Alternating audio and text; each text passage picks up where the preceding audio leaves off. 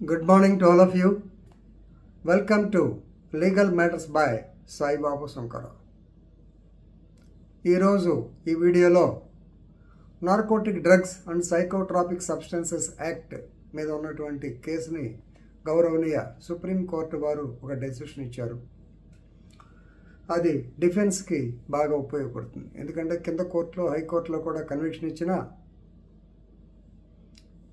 Samples మీద punch witnesses యొక్క సంతకాలు లేవని, ఎక్యూజ్డ్ యొక్క సంతకం లేదని ఆ పాయింట్ మీద కేసు కొట్టేయడం జరిగింది. కేసులో పేరు మొహమ్మద్ ఖలీద్ అండ్ ఎనదర్, మొత్తం 4 ముద్దాయిలు. Mohammed Khalid and another versus state of Telangana. Criminal appeal number 1610/2023 decided on 1/3/2024 by 2 judges bench, Honorable Justice B.R. Gawai and Sandeep Mehta.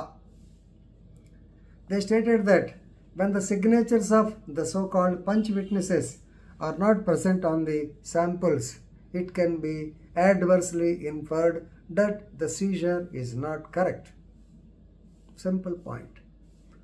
ఒక్కసారి కేసు పూర్వపరాలకు వెళ్తే మీకు అర్థమవుతుంది కదా అని చెప్పి దానికి చెప్తాను. 8/5/2009 నాడు 8/5/2009 నాడు వైఎం శ్రీనివాసరావు అనుకుంటా, west zone task force CI Hyderabad city, ఆయనకి ఇట్లా గాంజా ఇల్లీగల్ ట్రేడింగ్ ఒక వెహికల్లో వస్తుంది, టొయోటా క్వాలిస్లో వస్తుందని చెప్పి సమాచారం వచ్చింది.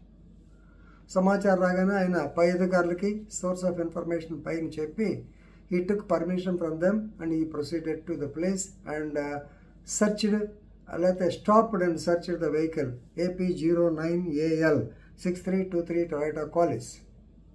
దానిలో 4 ఉన్నారు డ్రైవర్తో సహా. సో దాని లోపల చూస్తే చిల్లీస్లో కలిపి గాంజా ట్రేడ్ జరుగుతుంది. చిల్లీస్ అంటే తెలుసుగా, మన మిరపకాయలు, పచ్చిమిరపకాయల్లో గాంజా ఆకు ట్రేడింగ్ జరుగుతూ ఉంది. సో మొత్తం 80 kgs గాంజా పట్టుకున్నారు. తర్వాత 3 వీళ్ళు, ఒకటేమో డ్రైవర్. సో 3 శాంపుల్స్ ఐఓ గారు సీజ్ చేసి దర్యాప్తు సీజర్ ఆఫీసర్ సెక్షన్ 43 ఉంటుంది కదా, దాని ప్రకారం ఎన్డీపీఎస్ యాక్ట్ ప్రకారం సీజ్ చేశాడు శాంపుల్స్. ఒక శాంపుల్ వాళ్ళకి ఇచ్చాడు. దెన్ ఈ has produced him before SHO Golconda, ఎందుకంటే ఏరియా గోల్కొండ పిఎస్ కింద వస్తుంది. SHO గోల్కొండ ఈ రిజిస్టర్ కేసు 181/2009 ఎప్పుడు జరిగింది? 8/5/2009 నాడు. కాబట్టి ఆయన ఎన్డీపీఎస్ యాక్ట్ కింద section 8B red with 20C of the narcotic drugs and psychotropic substances act 1985 right అయిపోయిన తర్వాత సో వీళ్ళని 4 అరెస్ట్ చేయటం రికార్డెడ్గా కోర్టుకు పెట్టేశారు పొజిషను. సో కింద కోర్టు, సో ఆయన ఎవరు, మన కింద మ్యాజిస్ట్రేట్ గారు ఎన్డీపీఎస్ యాక్ట్ కింద అంటే 5th ADJ ఐ థింక్, అంటే అడిషనల్ చీఫ్ మెట్రోపాలిటన్ మ్యాజిస్ట్రేట్ ఇది అంటారు ఆయన్ని. సో ఆయన కన్విక్షన్ ఇచ్చాడు. దాని మీద హైకోర్టుకు వెళ్ళారు. వీళ్ళకి 10 years కన్విక్షన్ పడింది. హైకోర్టుకి వెళ్ళినా హైకోర్టులో కూడా ఒప్పుకోవాలా. Sentence is confirm. Now they have come to the supreme court. Supreme కోర్టులో 2 పాయింట్లు, అంటే డిఫెన్స్ పాయింట్లు కూడా మనం తెలుసుకోవాలి. ఇది ఇంపార్టెంట్. డిఫెన్స్ పాయింట్లు ఏంటంటే, 1 పంచ్ విట్నెసెస్ అంటే mediators who are present on the spot and who attested the mediator నామా, they were not examined as witnesses. Reasons known to the IO. దర్యాప్తు లేదా ప్రొసీజర్కి తెలియాలి, వాడిని ఎగ్జామిన్ చేయాల, కానీ రీజన్ కూడా చెప్పాల. That the summonses could not served on them because of this reason అని చెప్పి కూడా ఏం చెప్పలేదు. మొత్తానికి failure to examine the mediators fatal for the prosecution, ఒక పాయింట్. రెండవది, no reasons were given, doubtful search and seizure అంటాడు అపాయింట్మెంట్. సెకండ్, గాంజాని మీకు చెప్పాను 3 bagsలో పట్టుకున్నారు. 3 bags వెయింగ్ చేస్తే 80 kgs అయింది.